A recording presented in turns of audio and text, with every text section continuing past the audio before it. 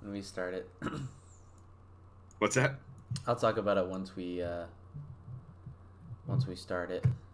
Cool.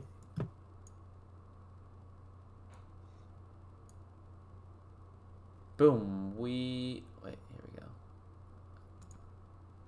And we are live for episode 76 of Trek Live.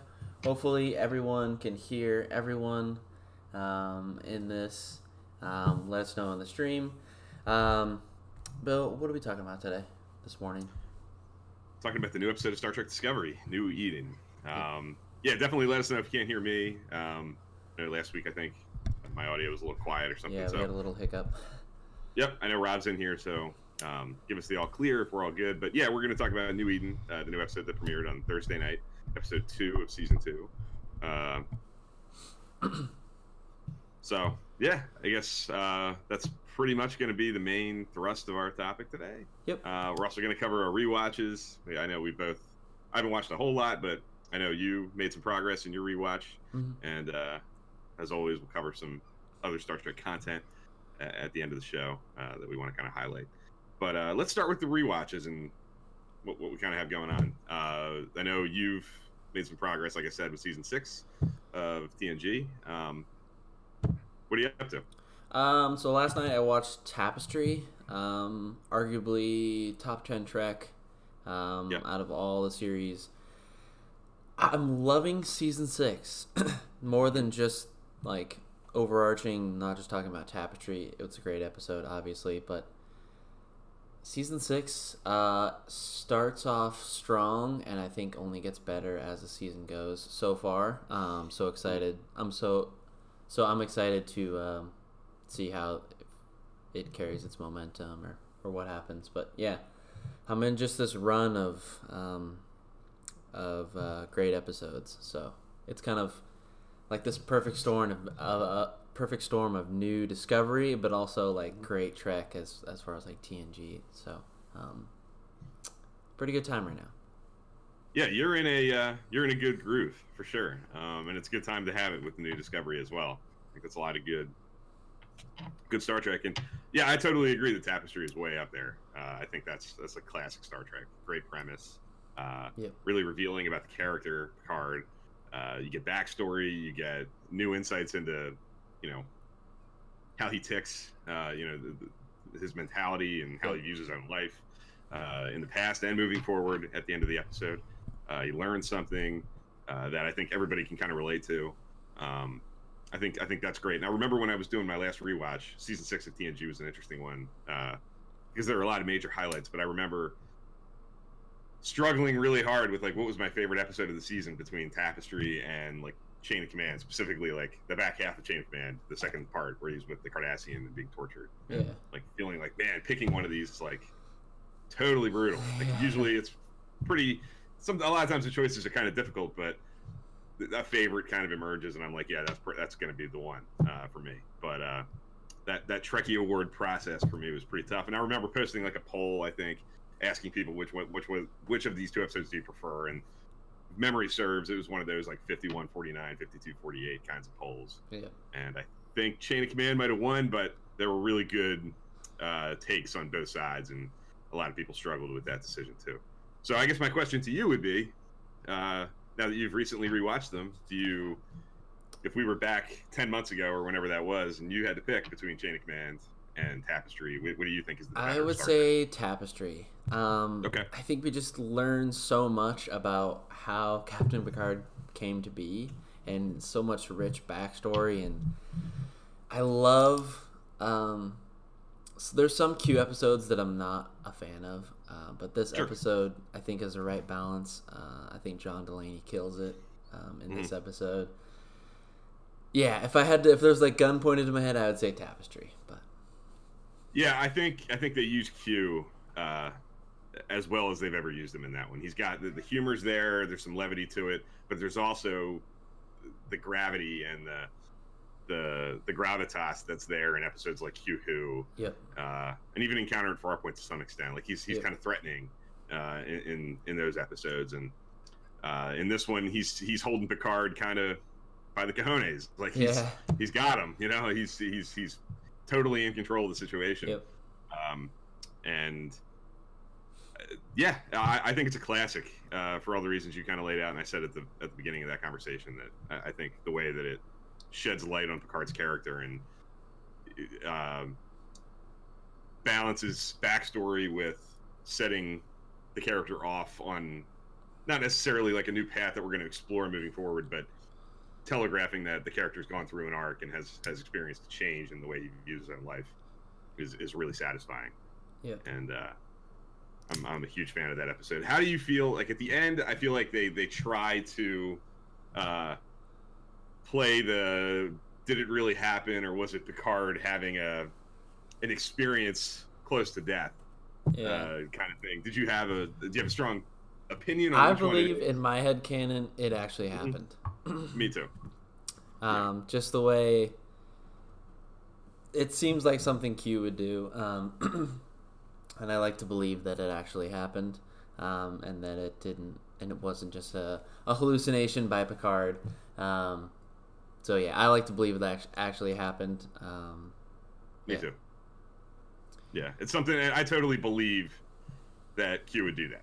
You know, that's something that Q would, you know, in all his omnipotence and, you know, all his abilities, he would be aware that Picard was experiencing a close to death kind of situation and would capitalize on that opportunity. Yep. So everything we know about Q up to this point makes it easy to buy that it was real. But I love that they did that. I love that they kind of gave it a little bit of that ambiguity at the end. I think that gives the episode a little cute touch that just makes it all the better. So I'm glad you like that one. Real quick, other episodes that you kind of hit in that run, like Face of the Enemy is a good one. Yeah. Severely underrated. I love that episode. Troy doesn't get a lot of spotlight. So I think it was cool to kind of see her take the lead on an episode where she's not, floating in some green screen. So it was nice to see that. So you saw the. Couldn't agree more. Yeah. No, go ahead. I mean, you just saw that she is capable of kind of taking charge and taking lead, and because I feel like throughout the show, like, does she belong on the bridge? Like, is she? She has moments where the crew doubts her, but this great episode. So. Yeah, I love the fact that it gives Troy an opportunity to kind of shine in a like a real dramatic, like, action adventure thriller kind of story. It's not completely it's not completely focused on, like, just her counseling job. It puts her in a different situation, and and there's a lot of weight on her shoulders, and she's in a stressful situation that has, like, galactic import. It's got there are big things at stake. Yeah. And I think Marina Sirtis is great in it. It makes me wish there were more stories like this for that character, for that actress. I think she's got the chops to do it. There's some really good scenes in that episode, and I love the little nods to, like, unification, and there's some dialogue about Spock being on Romulus and doing his thing, trying to lay the groundwork for what he's working towards with the Romulans and Vulcans. Yep. So you're definitely in a hot point for the next generation. Yes. And I'm glad it's working for you. Good stuff. Yep. Where are you on your rewatch? I'm still in season 3 of TOS. Okay.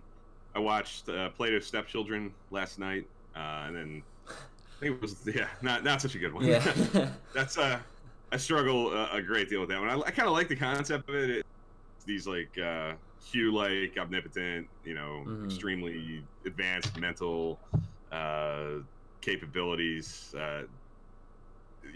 How that absolute power has corrupted them, and their extreme mental prowess has given them a physical weakness because they don't have to get up and do anything. Like, the episode starts with the kind of main Platonian has like a cut on his leg, and they need a doctor because he's going to bleed out because physically he's weak. Yeah. Everything, all his power comes from his mentality. Like I like the groundwork of the premise, but this is an episode that really leans on like humiliating the characters with these like ridiculous, over the top things. Like there's like iconically cringeworthy stuff in this episode that I guess if you're looking at it through the lens of, yeah, the characters are supposed to be humiliated, they 100% are. Maybe it's effective, but I just feel terrible for the actors when I'm watching it. Man, these guys are really getting put through the ringer. They're doing these awful things. Yeah. And it's just a little too much for me. It's a little overcooked. And it takes me out of it and it makes it difficult to watch. It's a little sadistic. Okay. But it's down towards the bottom of TOS for me. I always want to like it because I like the premise of it. Hmm. I like the actor who plays Alexander, the dwarf. I think he's a good actor. I think that's a cool character. He's got some cool moments in it. But it's a tough watch. And then last weekend, I think after we did our stream, I watched The Tholian Web, which I love. I watched Day of the Dove, which I love. Great episodes. Yeah. Day of the Dove is, I think, the closest to like TNG onward Klingons that we get in TOS, where like Kang is this kind of, you know, really rough and tumble warrior Klingon who's going to go toe to toe with Kirk, and is believably like a physical, imposing adversary for Kirk in the Enterprise. So I love that about that episode. There's a lot of cool stuff in that, with a really good message kind of underneath of it. And the Tholian Web, I really like. There's a lot of really interesting, cool visual stuff in it, and I love the idea of, I love how aware it is of like the show's premise, and that it's all about taking Kirk away from the equation and forcing Spock and McCoy to work alone through a crisis without the benefit of having that guy at the top. To pull both of their approaches together. I like that a lot about that episode. So kind of a mixed bag so far in season 3. So recent run. This to me, since I've been following you and since we've been doing this is the longest I've seen you take on a given series. How has that changed your perspective on anything? Has it anything you've noticed or stuff like that? To some extent, yeah. I'm enjoying kind of taking it slower and letting the episodes marinate a little more instead of just kind of constantly running into the next episode and kind of leaving the last one behind. I like, maybe doing 4 in a week instead of sometimes 12 in a week. Yeah. If I'm not doing anything and I'm really in a rhythm. I think it does let the episodes breathe a little more, and I get more time to think about them. And let my opinions marinate a little bit, I guess. So it's a very different experience than the last couple of times. The last couple of times I kind of had my foot on the gas and was trying to power through. And do it at a more brisk pace. So I'm enjoying this and having a little bit more breathing room for the episodes, and it's keeping me when I do go to it. It's a little more fresh and exciting.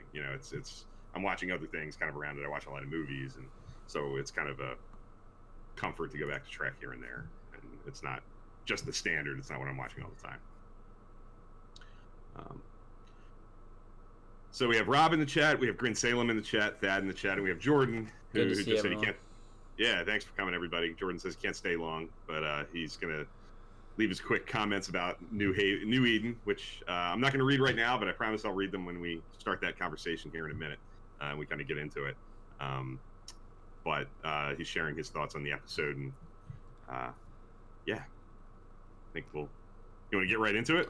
Yeah. Kind of jump right in. I got 2 things before we start. Heavy spoilers. Yes. So if you haven't watched it, go watch it. Come back, rewatch this. Second thing, Trek Live is also, with it being, our goal is to create discussion with you guys and Bill and I. But for me, it's also to explore my thoughts on each episode. So it's not just the conversation piece. It's also exploring my thoughts and what I think of it. And processing it. Yeah. So I look forward to these conversations. Yeah, That being me said, too. yeah. That being Yeah, said, I can. Mhm. Bill, what do you think of the episode? First of all, I echo that completely, especially right now because the episode aired 2 days ago. So like Yes. it's early on, and we're super still fresh. yeah, processing our takes. It's easy to jump to extreme conclusions, which I am definitely 100% guilty of on almost every new episode of Star Trek that has ever happened. I'm always jumping to a positive extreme usually. So I do look forward to these conversations to kind of center myself and process my takes. But surprise, surprise, I loved it. I thought New Eden was awesome. I haven't felt that way watching a new episode of Star Trek since 2005 when Enterprise was on. Like it had that like kind of classic throwback Star Trek feel. I love season 1. I loved Brother, the first episode of season 2.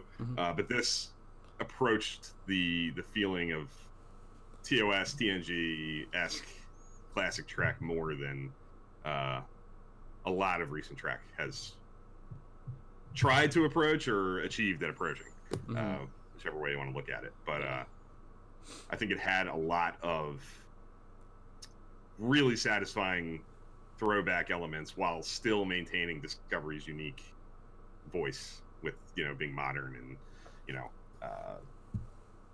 using more modern storytelling techniques with, more serialized, overarching elements that carry over from episode to episode and kind of pull a season forward.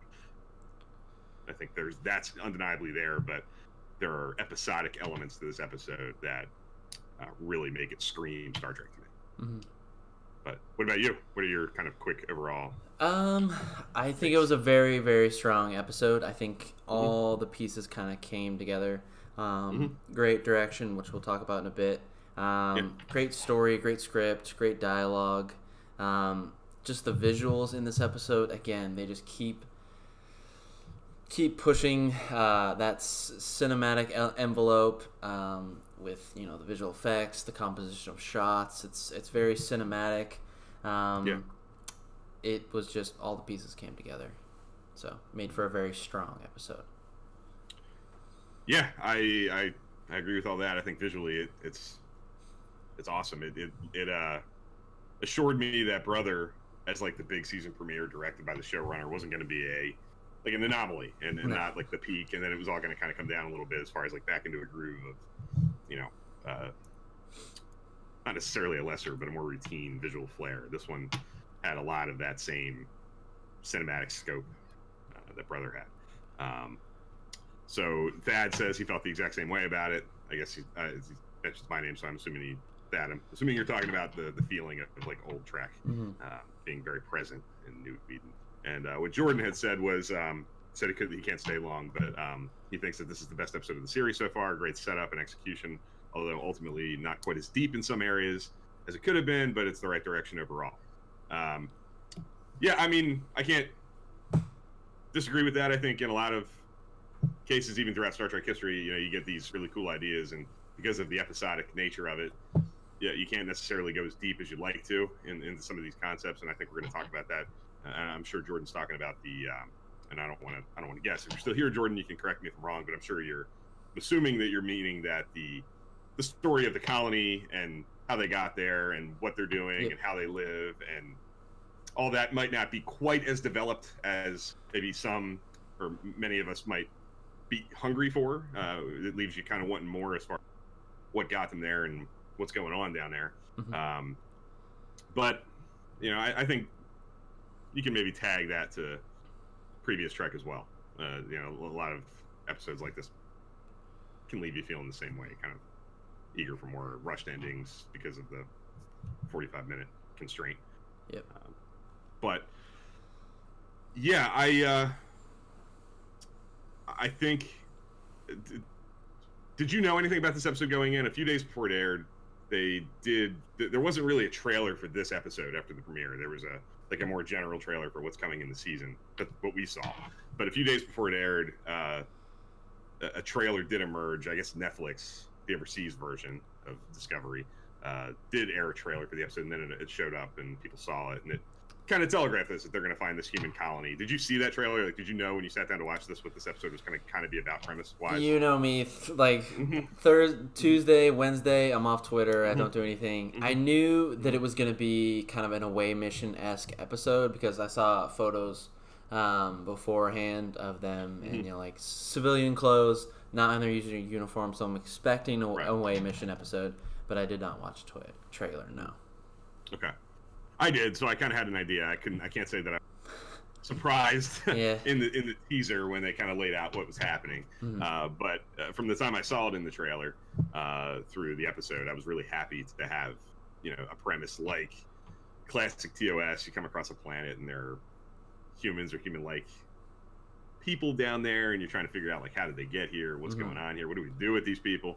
Kind of similar to episodes, all those episodes in TOS, like Miri and Bread and Circuses. They're not human colonies or anything, but you're dealing with human-like beings and parallel situations to humanity. And made me think of an episode of Enterprise that I don't really care for that much. Terra Nova. It's an early episode where they come across an old human colony that people are irradiated, and what do we do with them? Like, this is their home now. They've been here for a long time, but should we take them back? Should we leave them here? Yeah. Like a lot of these same kinds of conversations. This is obviously a totally different thing, and there's a lot more to it than what Terra Nova got into. But it reminded me of episodes like that are sort of staples in Star Trek history, and I liked that from the get-go when I knew that this is kind of the direction the episode was going in, and I think they executed it fairly well. So I was very fond of the premise, and then when you get down there and I think we knew pretty early on that this season was going to delve into issues of like science and faith, and this episode definitely starts us down that path. There are little breadcrumbs of it in Brother, but this episode definitely lays the groundwork more intensely for these sorts of themes that I assume that we're going to get a lot of in season 2. With they introduced Pike's backstory of growing up in a family with a mother who, if memory serves, is a professor of religion or theology of some sort, theological history or something. It's just, she's somebody who's very comfortable in the faith side of things, and I believe his father was a scientist. Yeah. So he's somebody who is experienced in what Michael Burnham is kind of starting down now, this kind of grappling with how do you balance science and faith. I get the impression that Pike is very comfortable having these conversations and has grown up balancing these things. Yeah. So Burnham, I imagine, is going to experience things throughout the season with Pike that lead her to finding that balance. And this is not necessarily all new territory. We got a lot of this stuff in Deep Space Nine too, with the Bajorans and Starfleet having different ideas about what's in the wormhole and what's happening there. So it's not a completely fresh thing, but I can tell it seems like that this is going to take a different approach and be a little bit more of a personal story for Burnham. So how did that element work for you? Like, are you interested in this storyline? Are you interested in this theme going forward? Are you comfortable with it? Like, how do you feel about this direction? Yeah, I'm comfortable with it because in Brother you started with this whole premise. It's this angel-like alien, which is kind of biblical in nature, and there's a bunch of biblical and faith elements that I think they'll continue to explore throughout. They explored in these first 2 episodes, but also I'm guessing the rest of the season. So yeah, I agree. It's interesting. I think obviously the big twist in this episode is the discovery at the end, so to speak, no pun intended, that this red angel appeared during World War III and evidently had something to do with moving these humans. Yeah. So this is not an entity that is necessarily contemporary only with the discovery. Like, this is not like a new thing that is isolated to the 23rd century at the time that the discovery is out there exploring. This is something that is not bound by time or has been around a very long time. And it seems to me that the pattern that we have in these first 2 episodes is that these red signals are drawing the ship towards people who need help. the Hiawatha, the engineer Reno, Yep. you know, being in a very difficult, stressful situation with not a whole lot of time left. The Discovery is pulled there by the signal, and they take care of business. They save her, and then obviously this planet is looking at a catastrophe that's going to wipe them out. So it raises all kinds of interesting questions about, you know, what's going on here, what's behind it. But I kind of like that. I'm hoping that, and the one of the things I was a little nervous about with Brother, and I'm hoping that one of the things that Brother kind of sets off is Spock's notion that these signals are something that's inherently evil, like it threatens all sentient life in the galaxy. That's fine, but you know, I'm eager for some Star Trek maybe to not necessarily only a threat with this massive thing that's like where the stakes are so high that, oh my gosh, everything. Like that, sometimes that can be repetitive, and I don't think it's always necessary to have the stakes quite that high. Yeah. And what we've seen so far kind of leads you to think that, you know, maybe it's not a bad thing. You know, maybe Spock's wrong. Hopefully that you know, these red signals are not inherently evil. You know, maybe there's some sort of side effect that we're going to learn about that is causing damage that's gonna be problematic. But I'll be pleasantly surprised if whatever's behind these signals and the Red Angel is not necessarily a negative thing.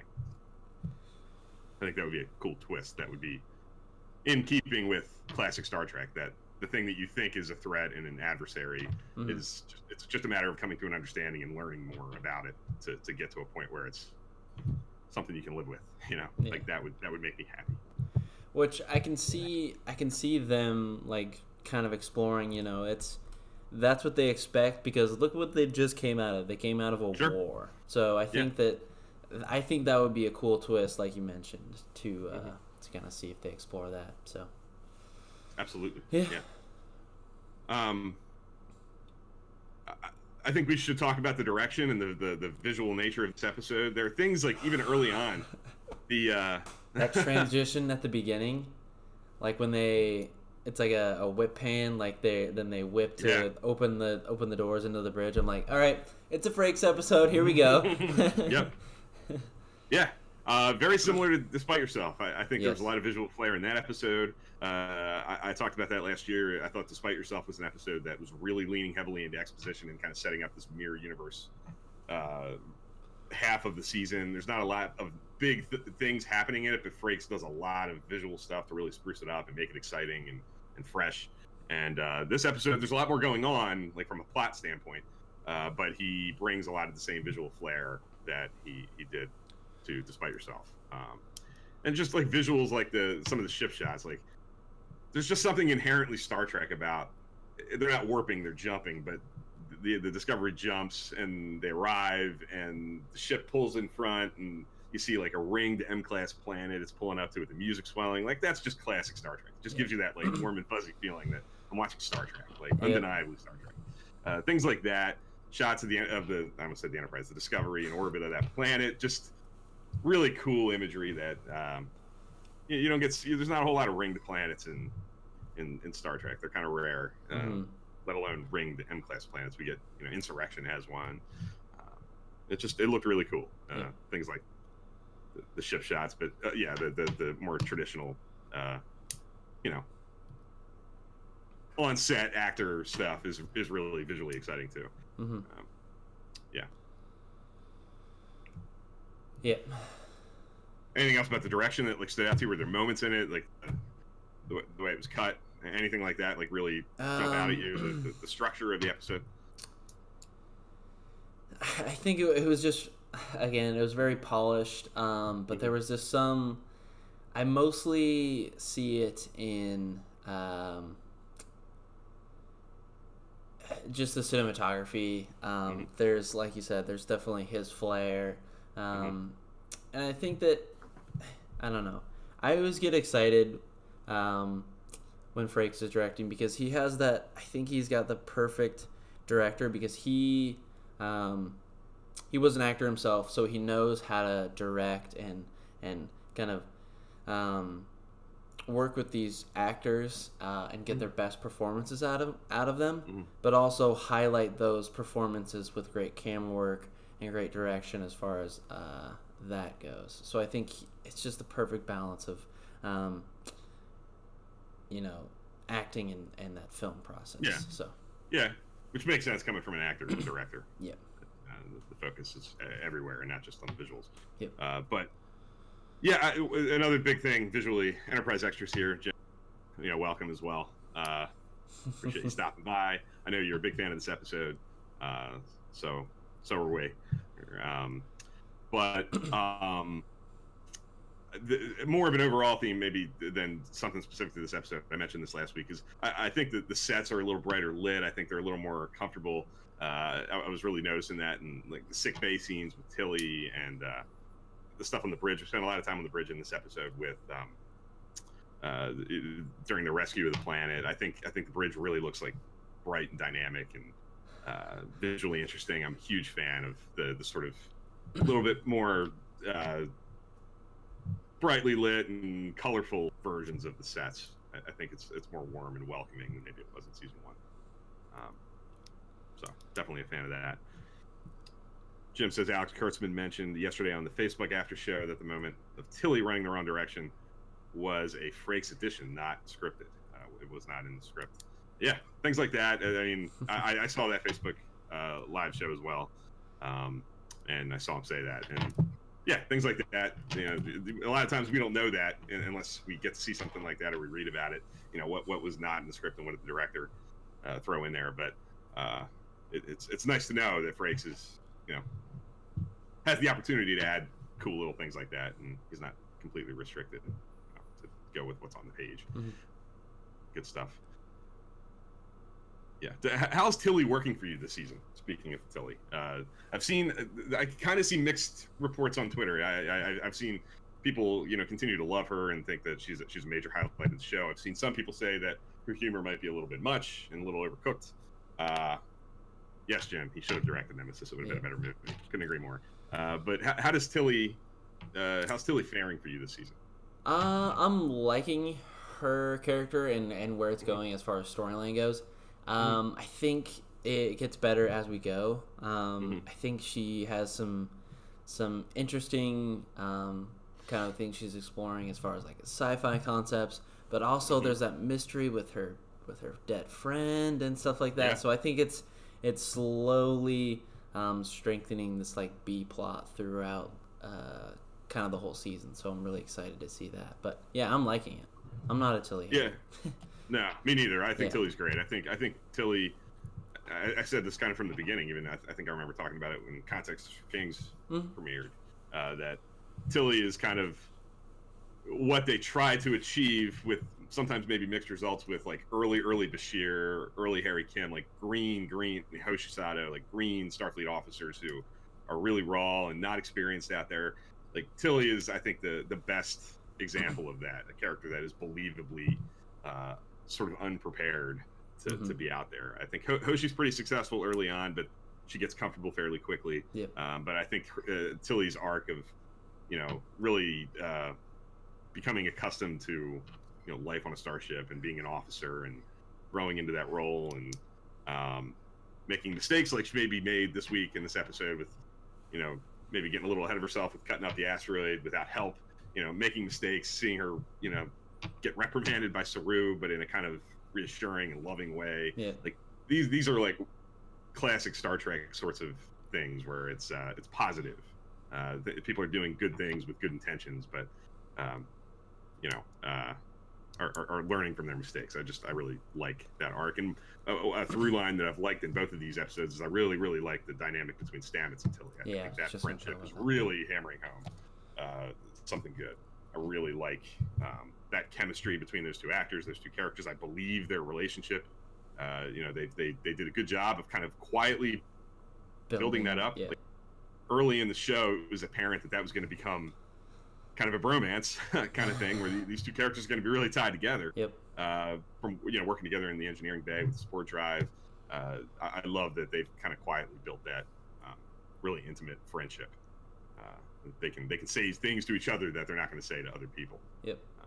I didn't see that coming, and this season's done a really good job of portraying that. And I think that she's almost like depicting us, the audience. Like, I feel like the audience would do anything to bring back Culber and make him happy or something like that. Drill into an asteroid without anyone's help. Like, we would do anything for Stamets. Yeah. So I think that's cool too that they're exploring that. So yeah, in the true tradition of Star Trek, you have a friendship where these people are like willing to do anything for each other. You know, in all these Star Trek shows, you have these really tight knit friendships that develop that are kind of the backbone of Star Trek in a lot of ways. These friendships and relationships are the embodiment of where we need to go. Like, this is how we need to be to each other. And Tilly and Stamets seems to be operating in that tradition. Like, it's building this friendship where these two people will hopefully get to a point, and Tilly's kind of already there, that, you know, she'll do anything to save her friend, or you know, make life better for her friend. So I love that. Jim says he's loving the Tilly stuff. Sure, a few of the jokes maybe missed or went too far, but I'd rather they go too far and then get moments that hit than try to reel it back in. They've kind of established that Tilly's like this huge personality and not always socially smooth and says things that aren't necessarily right. Like, rather than pull that back and like numb it out to correct that, I think what they're doing is right. I'm totally fine with the going too far occasionally jokes that Tilly brings about. And yeah, the new Tilly mystery is amazing, Jim. I think that's really cool. I'm sure it all goes back to that little green dot that you see. Yep, exactly. I'm sure like that's been telegraphed since that episode. They kind of made it very clear that pay attention to that. That's going to come back. And I didn't see this coming. I didn't expect like this to be the way that's going to happen. Nope. And I was surprised. Did you know? Like, did you have any idea when that character first appeared that it was going to be something like that? It seemed odd at the beginning, but I was like, you know, it's okay. But then it just, I didn't expect it, which I'm used to now in Discovery. Things not that I expect happen. So, but it's awesome. Yeah, it totally surprised me. I did not see it coming. I assumed it was just an officer on the ship that was helping her, and it was going to be a little cute guest character that Tilly was going to have a little friendship with. It legitimately surprised me, and I thought it was well executed. Yeah, so I like the way they're going with Tilly. I love the way they're going with Stamets. I thought Stamets' scene at the beginning where he's explaining his struggle with even going back to the Spore Drive and going back to the mycelial network. He knows that Culber's in there, and he knows that things are going to get dicey if he goes back in there and sees him again. He was struggling with getting out of there the last time and had to be kind of pushed out. That's all credible and makes sense, and it leads to there's a real emotional component to that feels earned. So I like what they're doing with the characters overall. I think Tilly and Stamets are really well developed, and they're laying the groundwork for a cool arc for both of those characters independently and together. Tilly with the command program, and Stamets dealing with Culber, and how they both kind of link up. I also like what they're doing with Pike and Burnham. There is this still like distrust that they're exploring, which is cool because if we look back in Star Trek history,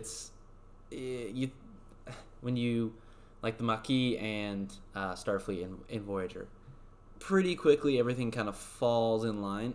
I think this is still kind of at the forefront of at least Burnham and Pike's relationship, is they still don't really trust each other yet, and they're still kind of exploring that and working on it, which I'm glad they're doing. I think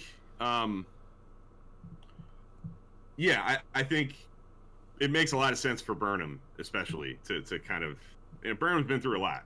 Burnham, as far as captain, not only she made mistakes with Georgiou that led to her mentor and hero demise. That's got to be traumatizing, and plays into all her decision making and how she reacts to things. And then obviously Lorca was a whole different kind of dynamic person she started to trust and believe in, and turned out to be somebody completely not worth trusting at all. So it makes perfect sense to me that Burnham would I think it's pretty obvious that she really wants to trust Pike and believes in him, but there's some hesitance and some some natural, um, ambivalence to like jumping right into it, and she questions things, and they have debates, and I think that's natural. I love Pike and Burnham debating science and faith and how these people should be, handled. Like, that's Star Trek to me. Them on the planet, do we take them back? Do we leave them here? Does the Prime Directive apply? Like, just those kinds of conversations just scream Star Trek. Mm-hmm. And just hearing those things and sitting there watching that's what I meant when I said at the beginning that I haven't felt that way watching a new episode of Star Trek since 2005 Enterprise. Yep. In moments in Enterprise, like hearing those kinds of dilemmas and conversations are just so baked into the language of Star Trek that it was really refreshing to be there again. So yeah, the Burnham and Pike stuff definitely worked well for me. Yep. What about are you pleased with, and I think a lot of people do this, and this is not like groundbreaking or anything, but one of the missions of the season is pretty obviously to do a better job of selling the crew coming together as a real crew and a family, and building up these sub characters that are on the bridge. Detmer, Owushikin, who's on the away mission on the landing party. Are you satisfied with at least the direction that they seem to be going in, with giving these characters a little bit more of a voice and a little bit more to do? I am. I think it's definitely fun to kind of see them starting to kind of care for this bridge crew. I like that they get stuff to do. It's interesting because I thought that when Discovery was being in development, they were saying this is not going to be, focused on the bridge crew. This is not going to be your typical, 5-6 character, bridge together. And now we're at this point where, well, that's what we want, So I'm curious to see how that, do they keep coming forward and kind of mold into this, like we've seen before, or do they still keep it, the bridge crew, a little bit distant, but also keep these characters, in focus? So I'm curious to see how that works out throughout the rest of this season and beyond. So I suspect that it's going to be more close. I don't think we're ever going to get to a show, because I don't think that's the way the show is structured, to where like Detmer and Owushikin and Airiam are going to be as equal.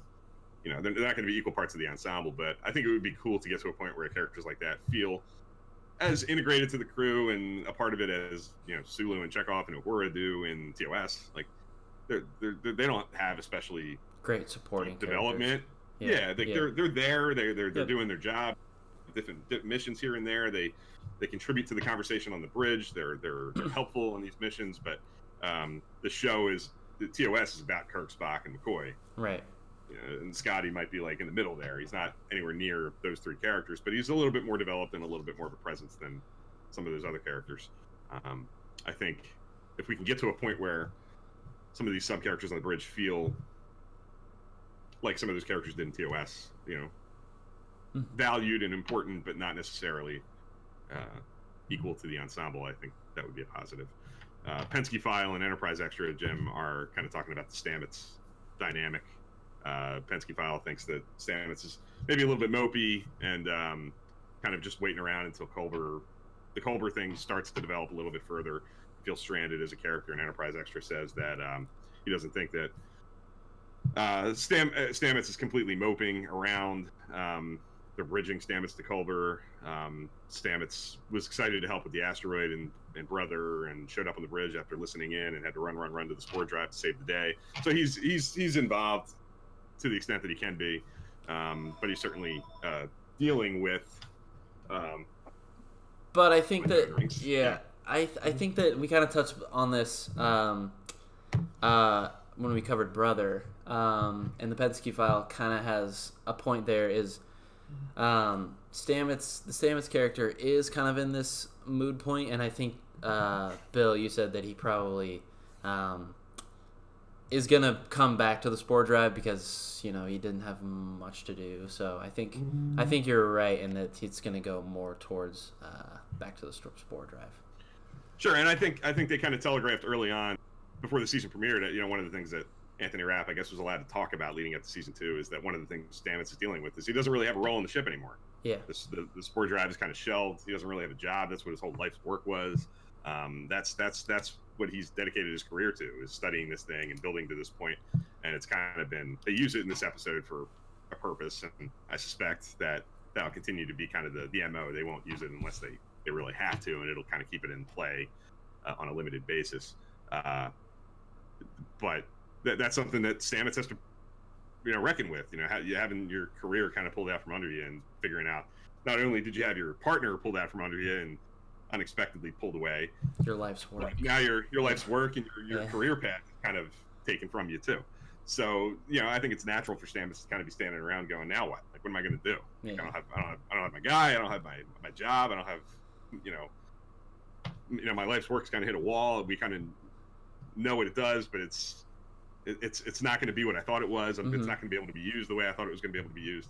So I buy the Stamets thing. I'm totally on board with the direction of that character. I'm sure because of the nature of the way these stories are told, where it's a long arc, that story's going to evolve, and we're laying breadcrumbs here. This is episodes 1 and 2, and I'm sure Stamets is going to look a lot different in episodes 11 and 12. Things are going to happen between now and then, and it's going to lead to bigger, more, more plotty things, I guess. I said this to a couple of people just talking about the episode. I try not to talk to you before we go on here, so I didn't say a lot of these things to you.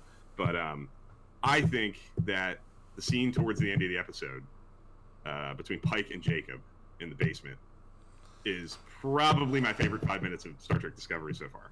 I think that's Discovery's best scene so far. What are your thoughts? Okay.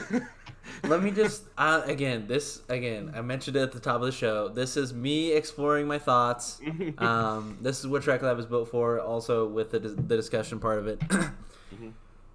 To me, season 2 is all about compromise, and let's take a look back at what has all been compromised. They compromised the captain's chair of the Discovery. They compromise, I guess, there's just a lot of compromise that I don't know if is warranted. They compromise in, we got to use this board drive again. Okay. We're going against Starfleet's orders, against this threat, or these 7 symbols that I don't know. The next compromise, they're compromising General Order 1. That's a lot of compromise for something like this. I don't. It's tough for me to wrap my head around it, and I think, at least for what I'm getting with it, that's the point. Is that we're supposed to struggle with this compromise, these things that they have to, and we've seen it before in Trek. Everything's easy. We've seen it before in Trek. They've broken this General Order 1 before. So I don't know. I'd like to see less compromise and stand up for what the Federation was built on. And that makes sense for you to say, because you love your show is Voyager. Yes. A big through line in Voyager is Janeway kind of, even though she's not always consistent with it, but like a major point to her character kind of throughout is like, these principles is what's going to get us through this. Like, we're going to stick to it as much as we possibly can. Yep. But she too has to compromise at times. Like she has to fudge and stray off of the rule of the day occasionally. Yeah. But I thought, and I've seen this kind of debated on Twitter here and there, the General Order 1 applying to these people is sort of an interesting question. And I first of all, I love the fact that we can talk about these things, because this episode kind of inspires these kinds of discussions. I think that's the thing. Yeah, and that's the thing. Like, these guys are human. Like, they're from Earth. Great point. Great point. But at what point do they become their own thing? Now they're not on Earth. They're somewhere else. They've been there for 200 years. And Jim's point about this shouldn't apply. So I guess, Jim, if you're Captain Pike, you go down there and you tell them, you guys have been taking Earth's a lot different now. It's been 200 years. Let's go back. Like, and that's to me, that's, you can make that argument, and that's just as valid as any. And I don't know what the right answer is, and I love that. I'm all about hearing these different points of view. Are these people now their own thing because they've been here for 200 years and they've built their own culture and, you know, history, and we should leave them alone because they're removed enough to be their own thing now? Or are they human, and do they have a birthright to being on Earth and understanding their heritage and where they came from? And, you know, Jacob certainly wanted that, and I know Jim is a big fan of the Jacob character and the performance of that actor. You know, that's a character whose the whole heritage is about questioning and not taking everything at face value, and believing that it's not as simple as the faith tells him it is. And I guess you can make a case too that they were seen beaming out. Like, they kind of already, that alone, you can make a case kind of already by it. You know, when Jacob and the female leader of the colony, I guess, break into the church and see them beam out, that they're kind of had already that something fishy's going on. So the fact that there's a meaty conversation to be how to handle this problem and what to do with these people is Star Trek to me, and that's why I love it so much. And back at the top of the show, Jordan mentioned this episode not going deep into some topics.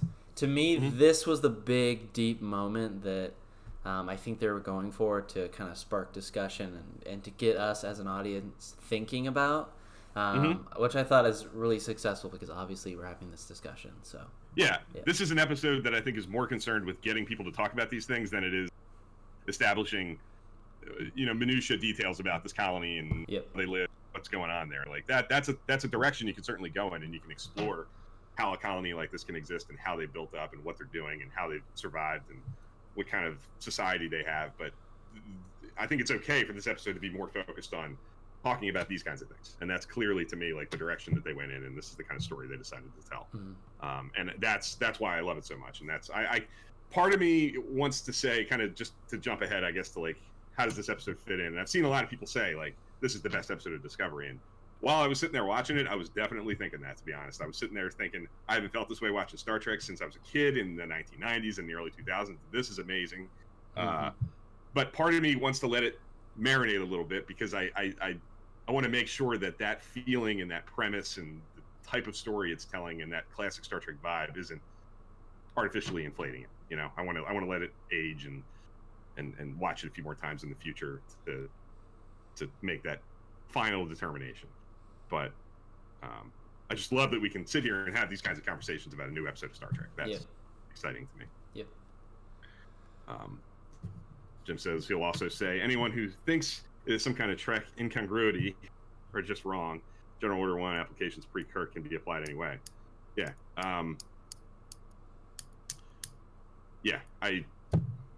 I mean, Star Trek has fudged the issue plenty, and especially, or even early Kirk, you know, in the 23rd century, he's out there deep in space and has to make quick decisions in episodes like Taste of Armageddon and Apple, and he fudges it often. Yeah, I agree. Every captain has it. Yeah, pre-Kirk is so undefined. We don't really know. Jim says pre-Kirk is so undefined. We don't know what, like, the rule of the day is. We don't know what, like, the standard operating procedure is. Now, Pike seems to be implying that, you know, he's pretty by the book and that it's pretty cut and dry. Like, we can't get involved with these people. Like, that seems to be his interpretation of it. But, you know, like I said, Star Trek has kind of built so much history on being in these situations and sometimes having to compromise your policies and procedures to the situation that you're in, and having to think on the fly and analyze the situation and decide, is that the way to go here? Sometimes there's a greater good, is a kind of classic Star Trek premise. And I totally understand, like I said, because you're such a Voyager guy, and Voyager is the show that you kind of came up on, that, and that's such a talking point throughout that show, that Janeway believes that the only way they're going to get back to the Alpha Quadrant is by sticking to these principles and following the letter of the law as much as possible, and not compromising, and not doing what the Equinox did. Like, that way lies ruin. Like, that's going to cause the ship not to succeed. Mm-hmm. So I totally get that line of thinking, and I think that's perfectly reasonable. That's why I love the episode so much. Yeah. So, closing thoughts. I guess we've talked a lot about this episode. Any other things that we haven't touched on yet? One thing that I did kind of write down, actually, if I can ask you, before we jump too far along, Saru and Tilly's humor, like the scenes between them. We haven't talked about Saru at all. And did those scenes work for you? Like, I laughed out loud between Saru and Tilly. Yeah, I mean, I'm loving their dynamic. It's kind of getting better as it goes. I think Doug Jones does a great job of this heavy-handed father figure, but also this loving friend. And yes. I think that just goes. I think it's a good quality in a captain. I'll say it. That's who I'd like to see in the captain chair moving forward. But yeah, especially. I don't know. In this episode, I definitely laughed out loud, like you said. Had some great moments. So I'm loving their dynamic so far.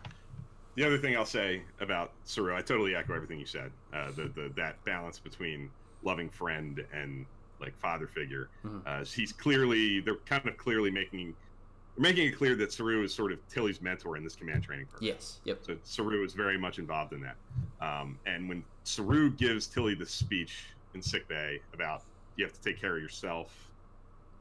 There's a lot of. If you go back and you watch The Butcher's Knife, Cares Not for the Lamb's Cry, Georgiou's will to burn him that she gets at the end of the episode, and Georgiou talks a lot about that. You have to take care of yourself and be prepared to, take care of the people around you. Like, there are echoes of what Georgiou told Burnham through that in Saru's speech to Tilly, and to me that makes sense. It makes sense that maybe Georgiou gave a lot of those speeches to Saru in his upbringing, and that there's a cool verisimilitude to that. That Georgiou's mentorship of Saru is making its way to Tilly through Saru.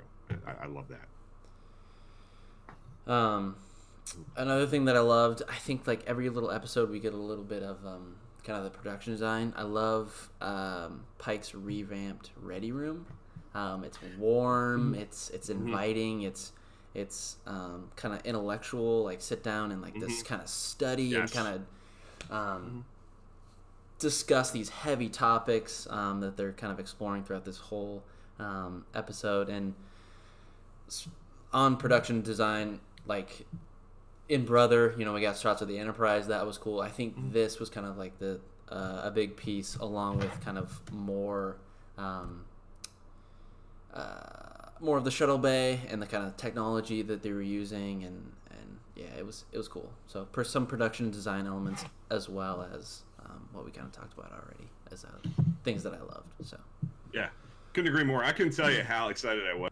I think it was right after the main credit sequence. They come back and you have a scene, an extended scene, 4 or 5 minutes of Pike, Burnham, and Saru, like in a briefing room kind of setting, talking about the problem, like how did this happen? What do we do?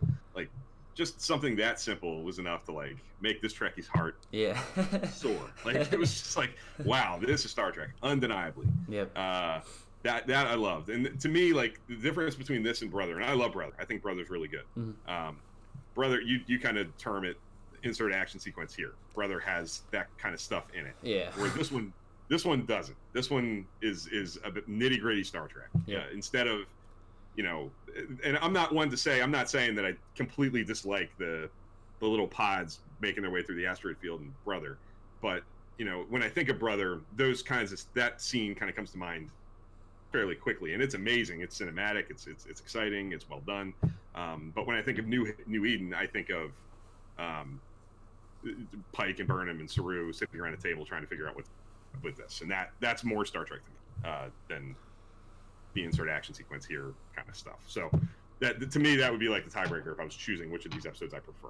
I think New Eden is more of the Trek that I'm hungry for than Brother. Than maybe Brother. And Brother by its nature is because it's the premiere episode. It's laying the groundwork. It's setting things off. It's a lot of exposition, and it's laying the terms of the season out. And there's great stuff. The first 20 minutes of Brother is spectacular. Pike getting on the ship and explaining, and his background, and it's drawing the stark differences between himself and Lorca, and trying to earn the trust of the crew. The roll call, like that stuff's great. Star Trek. The stuff with Sarek is great. But I think this one, on a more consistent basis, is aiming at what I love about Star Trek. Mm-hmm. Another thing that I kind of saw people talking about on Twitter, kind of after the episode aired, is there a kind of this consent, like it's everyone's kind of sad to see like this. We see this Pike now, and then the TOS Pike. Like how did he get from potentially sacrificing himself to jump on a phaser to kind of what we see kind of down the road? So that's just something I noticed on Twitter when I was just going through it. So and I think that's going to be one of the fun things about the season is kind of because where Pike ends up. It's all kind of foreshadowing to that. And to me, Pike gets injured in the Menagerie. The setup to the state you see Pike in Menagerie is he kind of sacrificed himself to save cadets on a training mission. And that's how he got exposed to these delta rays that crippled him. So little things like that, being willing to jump on a phaser, illustrates his willingness to put his life on the line to save others. And to me that's all fitting and adds to the whole arc of his character. And that's one of the cool things about Discovery that I keep saying is it's adding more context and more meat to TOS things that we've kind of taken for granted for 50 years. It's adding to the storyline of Journey to Babel, and it's adding to the storyline of the Cage and the Menagerie, Pike, and all these things are it's giving us all new reasons to go back and watch TOS, because it's adding all these new colors and context to things that we thought we knew. We're getting more color and depth to these storylines that. When Pike was talking about context, I thought he was going to say context is for kings. I was like, is he going to say it? Is he going to say it? But he didn't. So I just thought that was kind of a funny little moment in the episode. I think it's cool that context seems to be like an ongoing theme. It kind of goes to what you were saying. It's all about context. It's all about the details and the situation that you're in. Compromising and taking situations one at a time and not necessarily completely holding true to your principles and sticking to what's in front of you. It seems to be a theme of the show. Lorca had one approach, and Pike obviously has the complete opposite approach. And it's kind of finding the crew finding their way to being the best versions of themselves through these different captains, I guess. So I love it. I'm loving where it's going. I'm excited for what's coming. This was, to me, a really satisfying episode of Star Trek on a number of levels. I thought it was good Discovery. I thought it was good Star Trek, in the bigger picture sense. And as I said a few minutes ago, I'm going to hold off on saying, top 50, top 100, top 200 episode. It's so new, and because it's. Where does it rank us as far as Discovery goes? Maybe I'll try that. I don't even know. It's up. It's up there. It's. I'm tempted to say it's an A or an A-. But it's early, and this one has the benefit of, serving up that really tasty Star Trek stuff that I think.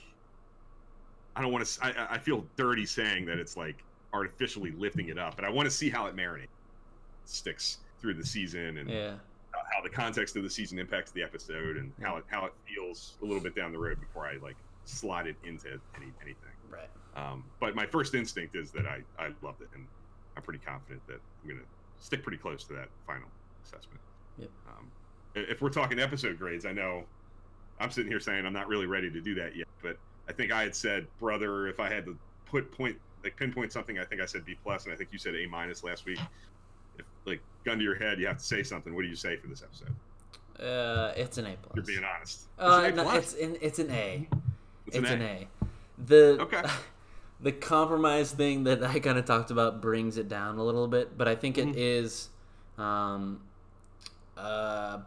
than Brother a little bit, but I think it's still very strong. So.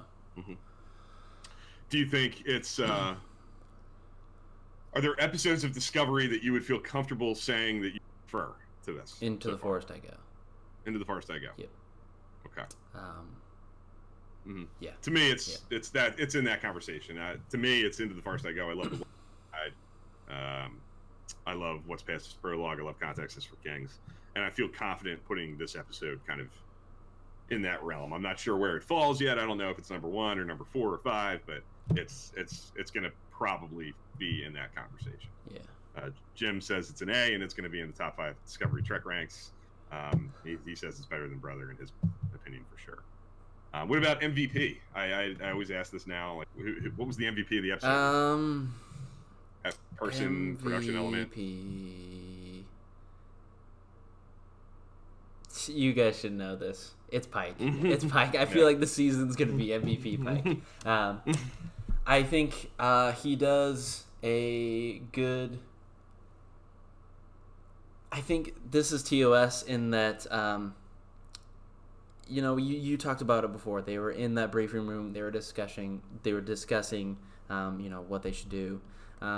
It kind of made me think of the Doctor, Spock, and Kirk kind of having this conversation. Before. So. Yeah, to me, I'd probably say Anson Mount, just because, like I said, I think that scene towards the end of the episode where he reveals himself. I love the way Anson Mount plays that scene. He's got like a grin on his face that keeps growing as he's talking. Like he's almost embarrassed by how awesome like what he's sharing is. Like there's such a genuine I know this is cool vibe to his performance that I just love. And I know Jim had said on Twitter when I asked this, he mentioned the actor as Jacob. He might cite as the MVP of the episode, which I think is a cool pick because he is very good. He's a classic Star Trek guest character that is like genuine and well drawn and good performance. And he's as equal part of that. He's as equal a part of that scene as Pike. If you're a big fan of that scene like I am, he's certainly a good pick. But I'm so refreshed by Pike as a whole that I think you're probably right. I'm sure Anson Mount will probably be a popular choice as we go through the season with that question. I think it's often going to be a strong consideration. Yeah. But there's a lot of things you can consider. I think Mary Wiseman's really good in this as Tilly. I think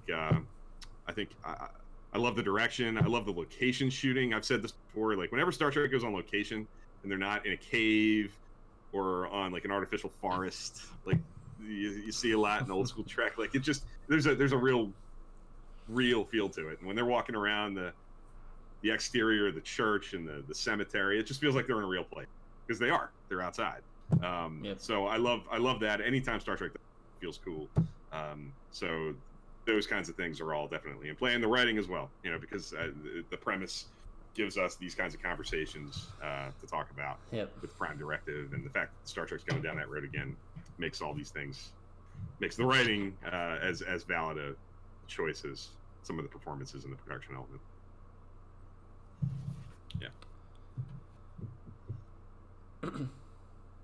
Yeah, Jim says all that angst just under the surface for Jacob.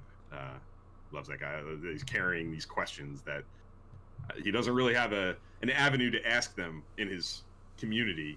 He seems like an outsider who doesn't have that outlet to really explore his real questions until Pike reveals himself and the crew gets down there, I guess. I think that's well put. Yeah. Mm-hmm. And Jim makes a bold prediction. He says he still likes Context is for Kings for his number 1, but this is probably going to be his number 2. So. And that's Trek Ranks exclusive. Yes. Yep. At Trek Live here. Yep. That sounds pretty fair to me, and I appreciate the sneak peek at how it's going to fall on Trek Ranks. Is Brother slotted at all yet? So I'm curious to see if you've placed that yet, and where it fits. Definitely be eager to know. But I think that about does it for that part of the conversation. I think we've kind of covered New Eden pretty deeply as far as I'm concerned. I think we've covered a lot of things. Yeah, definitely a fun conversation. What about other Star Trek content? Have you discovered anything new? Yeah, one thing I'd mention, there is a bunch of content going on the Axonar YouTube page. A lot of people forgot about it. Kind of went to the back burner a little bit. But there's a lot of it's a touchy subject for many. Yeah, they've got a lot of behind the scenes footage. They're going over visual effects clips for the upcoming two-parter, I guess they're calling it. So that's one thing I'll mention that you guys should definitely check out. I also checked out Trek Nation for the first time.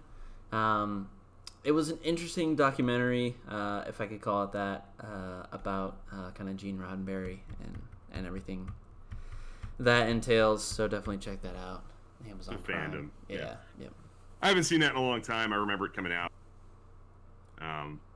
But yeah, I'd be curious to check it out again at some point soon. I haven't. Yeah, it's I guess I've seen it in a while, but yeah, it's Rod a little. Roddenberry made that. Yeah. Yep.